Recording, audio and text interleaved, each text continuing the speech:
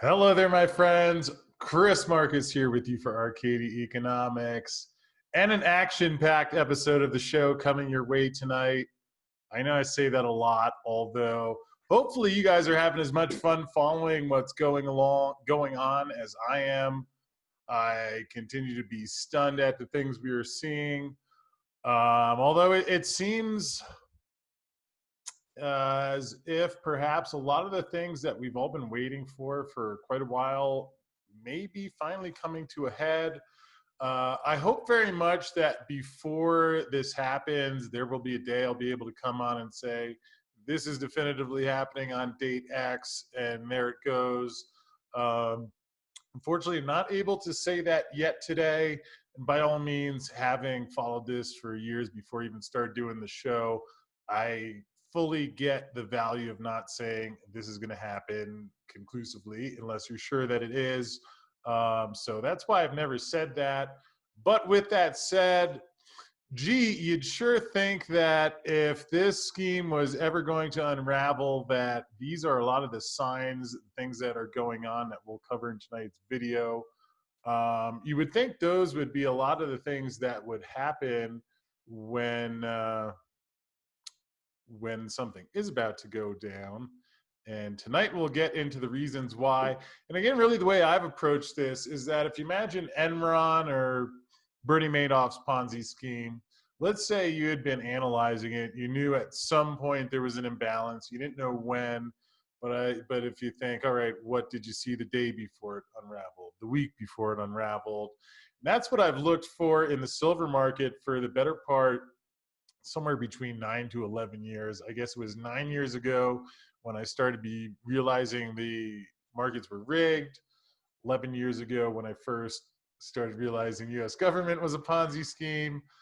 And anyway, we'll go through some of these, and today's goal will be just to try and put in perspective at least the different data points I'm seeing. If certainly if you're hearing this all for the first time today, well, you'll be in for a little bit of a surprise. Although, with that said, let's kick into the action. We've covered the additions to the ETFs last couple weeks. We'll continue doing that. Fortunately, it's not as if they're getting boring by any means, and the latest numbers were just as stunning as they have been. Here it looks like just over 15 million ounces added last week. And it's interesting because you can see now that we have 4 bars here. So basically, there's a chart that I'm going to show you in a second that shows how much metal has been added over a 4-week period. So we've replaced this slight negative with a 15 burger there. And then let's see if I can click on the right link here. No, that is not it. Although somehow I hit back and got to what I was aiming for, because here you can see silver. This shows all the different silver trust. Here's SLV, that's the big one. And when you look at the 4-week change, now saying 68 point almost 3 million ounces added over the last 4 weeks. Truly stunning numbers. Again, as I've mentioned before, whether the metal is actually going into SLV, perhaps we'll find out soon enough. I wouldn't guarantee it. Although the way I've always looked at it is that, all right, whether the metal's going in there or not, okay, if it is and 68 million ounces were added, that is a staggering amount. Again, to put that in perspective, you've heard me likely talk about before when I asked Ted Butler about 2011, he thought the main driver was that 60 million ounces had gone in there in the couple months following QE. Now we have 68 million just in the last 4 weeks alone. So to put it another way, that is a staggeringly large amount, and perhaps not a coincidence that dealers are calling up Eric Sprott, asking him for 1,000-ounce bars, which is a little unusual. Let's put this in perspective even further, though, because you see what we've seen here. I mean, these are pretty historic numbers. You had a big spike in 2011, 2013. But these are not you know, this last week wasn't perhaps bigger than some of them, but see, there's a lot of big blue bars on that section of the chart, and it's stunning, and especially when you factor in what else we will cover in today's video. So that's silver. Quick look at gold. Let us get the 6-month. So you see another big chunk, almost 3 million ounces. And if we back out on the chart here, excuse me, you can see that really aside from that spike in 2009, again, what happened last week, except for what happened a couple weeks ago, is historic really since these trusts have been around. So, but in other words, in a market that is highly levered, banks have been selling paper, gold, and silver that doesn't exist to the tune of, again, in the big silver short documented, one guy after another talked about how we didn't get an answer lower than 500 to 1. My favorite was when David Morgan says, well, if you add in the derivatives, then, you know, God only knows. So where that metal's coming from remains the big mystery, as we will cover. Although, quick look, here is the latest COT report. And if you can see the field marked C there over on the left, you can see jumped out about 5,000 contracts. So the bank's basically getting a little bit more short. Hoping to get Ted Butler on soon. I did email him yesterday. It'd be great to, hopefully you guys have been following his columns rather, because he's been covering a lot of interesting things that have been going on, some of which we'll be talking about tonight, but it appears at least last week the banks got a little more short silver, whereas gold seemed relatively flat. But I mean, you could say that even just the SLV and GLD numbers alone would be cause for concern. Although one of the things that certainly I have my own opinions, although I also look at people who have different experience and different access, and to notice, you know, not people are just saying every day silver's going to go to $50, but to see the shift and that everybody seems to be coming to the same conclusions at the same time. Here is Dave Kranzler is a run on COMEX and London Gold and Silver occurring, where he posted our call from last week. And here is a note. This was from Gold Charts R Us, Nick Laird over in Australia. Great site. And you can see here is the largest delivery day on record. That was last week, which we talked about. Again, if you have not seen Dave Kranzler's interview from yesterday, digs into that. So not surprisingly, I mean, when you look at what's happening in the world, especially with the Fed, keep in mind they have another meeting coming up. I believe it is a week from this Wednesday, June 9th and 10th. We'll see what Jerome has planned for that. But it's not an accident. I mean, it was one thing a couple of years ago when Janet Yellen was at least sitting there conning everyone into believing that they were going to tighten, which never really happened. But I mean, now you have unlimited QE and you're going to do more. So I think very logically people are noticing this. And just along the lines of not just me saying it or Dave Kranzler saying it, but here, if you caught Andrew McGuire last week, talks about how the paper gold market broke on March 23rd. He also talked, in his words, wholesale silver shortage. And I would consider Andrew closer to that whole LBMA situation than anyone I'm aware of. I did hear from Ronan Manley, saw what he said a couple months ago.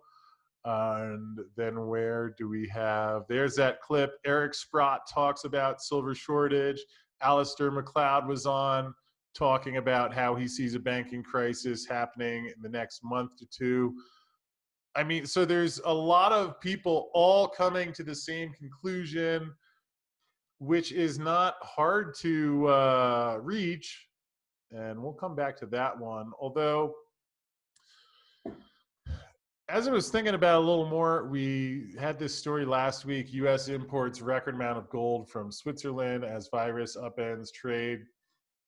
To be clear, I'll put this in the category. There's some things where you don't have enough evidence to confirm something, yet if U.S. just imported a record amount of gold, could that at all be tied to having record deliveries? Is that why the gold is being shipped there? So again, we'll phrase that clearly.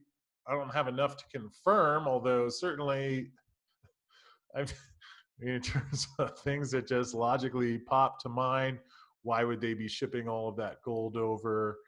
Um, and it's interesting because there was that story a couple weeks ago, rather, where the COMEX was sourcing a lot of its gold from the Perth Mint in Australia. I did get an email from a viewer in our community of our audience who said that he went to the Perth Mint, and at this point they have no silver of any variety available for sale. I checked in with Andy Scheckman and Miles Franklin today, waiting to hear back to see what he says about that. So if I know Andy was getting a lot of his product from the Perth Mint, so Comex retail, and now at least hearing that they have shut down. I mean, I've always wondered, I've always hoped there would be something I would see before this happened. Again, my background is as an options trader, so if you can nail your time window, and again, to be clear, if you just buy your silver bullion, you buy your stocks, you leave it there, you don't have to worry about that time window as much. If you been fixated on this like I've been for the past 10 years, and some part of you that wants to hit that, I mean, but it's like I've always hoped I would see something conclusive enough to say, Chris, this is happening now. And I don't know that we're at 100% yet. Maybe we will or won't get some more obvious smoking gun, but at least, and again, I'm not giving trading advice, but just maybe sharing my own thought process and perspective. This morning, I was buying some First Majestic silver call options that expire in July. With some probability of this unraveling before then. But to me, the payout, if you hit it, is so immense that even if the odds are only 50-50, I'm happy to take that trade because you'll win significantly more when you win than what you lose when you lose. For more on that, go back about a week or so ago. We did an option call where we dig more into that. Again, that is a very high risk thing, so certainly not for everyone. And want to be clear about that. And I'll issue my disclaimer. Anything you're investing in, make sure you're feeling good and sleeping at night. Otherwise, you're missing the purpose, in my own opinion only, of course. But again, adding to the other factors, I was thinking about this one more, where bullion banks are pulling back from the gold and silver markets, and how unusual that seems to me, because normally anytime a market heats up, that's exactly where Wall Street goes, because if you're a legitimate market maker capturing the bid-ask spread, if people are buying and selling back and forth, left and right, you can just balance order flow and collect the difference. Those are the ideal trading conditions for some of these trading desks. So that's odd that right as the market is about to heat up, that they would be pulling back. And why would they be doing that? Well, as you'll see here, there you'll see the silver price. But here's Scotiabank. Not only did they exit the market, they paid $168 million to do so, which seems like a few bucks. And I mean, somebody's losing money on these gold shorts right now. Maybe not as much the case in silver. Again, Ted Butler does a running tally of that. One more reason to subscribe to Butler Research if you can, because amongst the many great things Ted shares. But as these metals go up, I know we hear, banks short, they manipulate, yada, yada, and all that, which is all well and good. But I think we're finally seeing the consequences of that. Andrew McGuire mentioned in that call last week how one trading desk basically said to one of their traders, hey, shut this down, or, you're going to be personally liable. I don't know why it's taken as long as it has, but here you see Scotiabank set aside $168 million. There is, if you're wondering what that picture was, don't worry, we're coming back to that one. It's good stuff, by the way. Here's Canada's CIBC lost $64 million in a day on paper in the gold market. And what day might that have been? Of course, it was March 24th, which you see there, loss happened on March 24th. I've been reporting for about a month, which we talked about with Andrew last week. Two market makers got blown out. We heard that HSBC, I guess they never named the specific day. They said a late day in March, although I feel like I remember seeing March 24th somewhere. Andrew talked about what was happening there March 23rd and March 24th. And again, this chart to me is just so stunning that I think worth taking a look at least one more time, especially if you haven't seen it yet. But here you see, now anyone who doesn't think these prices get managed sometimes, I mean, in a market that's about to move over almost $200 in a 24-hour span, somehow was just right under that $1,500 mark. Again, why does that happen? Well, you have a lot of stop orders placed around the handle, a lot of technical activity that happens around the handle, as they call it. And that was one of the things, if you caught Bart Chilton's call last night, that rebroadcast, where I asked him, saying that my understanding is that JP Morgan and the banks know where these stops are. They know how the market's positioned because they're theoretically acting on behalf of their customers, at least according to Blythe Masters' interview from a couple of years back. So far, I don't think anyone has heard from her since the Department of Justice has charged her former desk with the RICO statute. But in either case, you see, I mean, this is what happened. And it's not surprising that someone's going to be eating some pain on days like this. And I just am finding it interesting that, I mean, I've talked for a while. At some point, does one of the banks say, screw this, we're heading for the exits? And that was the other thing Ted reported in Saturday's column, where according to his read of the data, that's exactly what's happening. Whether CIBC is completely throwing in the towel, we'll find out. But again, when you see that story that the banks are pulling back their positions, again, it seems like we are reaching that point where, because it's, if the Fed's going to print unlimited and that's not going to stop, it's a darn dangerous time to be short gold and silver. And the evidence that some of these banks are running for the hills continues to mount.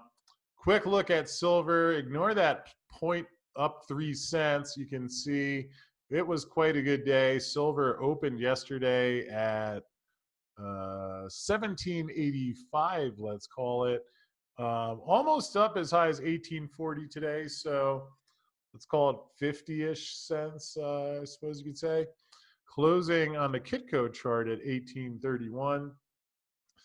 Gold market, similar. You see both of them spiked on the open last night, which I found very interesting. And here again, you can see it on gold, spiking about $10 right on the open. Wow, it'd be fantastic to see the the Far East order book when they open these markets. I can't imagine the things that will come out as the years go by. A few last quick ones before we wrap up for tonight. I caught this in Ed Steer's column. You may remember Ed Steer was on about 2 or 3 weeks ago. Writes a great newsletter. And I was just scrolling through the charts and saw this one. This is last week in the palladium market, but just wonder if the Department of Justice would call this a spoof, where the price went from 1880 down to 1800 and then back up to 1900 in, let's call it, an hour there, which again is exactly what Bart Chilton described in that interview as spoofing. I don't know if if it's possible he could have been more clear. And that's what, I mean, who knows? Maybe the Department of Justice will do something. At this rate, it sure looks like the market's going to handle this before the Department of Justice does. And hey, I'm not a lawyer, but I mean, I guess I think I have some credential now to say that at least I did some investigation and tried to get it out before people lost money. Here, it's just mind-boggling to me that they're arresting these guys for spoofing, and you see charts like this all the time. I mean, if you're watching the show, it's not the first time I pulled this up, and that there's just no word out of the Department of Justice. And I'll bet if you could look at the trading records behind this the other day, probably be pretty fascinating. Similar, I wonder if the Department of Justice feels if the point is really to protect the citizens, if that's worth mentioning. But maybe it will just be the market, like we said, because here, thanks to my good friend Chris Powell of GATA, people rush into India's jewelers to buy gold as lockdown ends. I mean, I guess that title tells you pretty much the gist. I don't know what I can add to that one. I will be curious to, maybe we'll get a report about what's going on in China, but if stores are opening back up, keep in mind that now at least some parts of the country, here in Denver, I saw people eating out at restaurants last week, which was nice. But for these areas where they haven't been able to buy gold, I mean, if there's going to be a new source of demand into these markets, well, all this other stuff is going on. Well, I guess I'll probably keep buying some options and hoping for the best. So, two last quick notes. I did talk with Jim Willie yesterday morning, as well as David Morgan over the weekend too. Everybody kind of seems to be seeing the same thing as I've mentioned before. So hopefully we will have David on, I think, next week. And we'll see when Jim comes back on again, but he's doing well and following this action. Although the capper for tonight's show, here is my dear, beautiful mother, who wanted me to also point out her picture of Abu symbol in the background, but she finally got her Got Silver yoga pants, as you can see, in purple. So if you look in the description below, we've actually made a variety of interesting items that have hashtag Got Silver on them. And apparently she likes the yoga pants. So I think my t-shirt and hoodie are coming soon. I will look forward to wearing them for a future episode of the show. So if you'd like some of your own Got Silver merch, just go scroll down a little bit. And with that said, I'm going to wrap up for here tonight. I am stunned. Again, I can't put the final hammer on it just yet, but I think you get an idea of at least my thoughts on what I'm seeing out there. We'll see how it goes, but in either case, really, if you want to understand some of the fundamentals and the dynamics of how this all got to be in this situation, I mentioned the Bart Chilton interview that we rebroadcast last night. If you have not caught that, it is something that anyone invested in the metals, I think, simply should hear. And if you, whether you've heard it or like to hear it again, it's coming your way right here. So just click in the box and there you go.